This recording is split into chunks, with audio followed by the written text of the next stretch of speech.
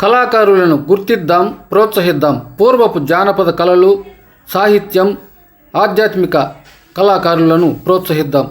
అన్నమయ్య జిల్లా తంబలపల్లి గ్రామం రామిగాని వారిపల్లె కీర్తిశేషులు రామిగాని రామచంద్రారెడ్డి సతీమణి మద్దమ్మ.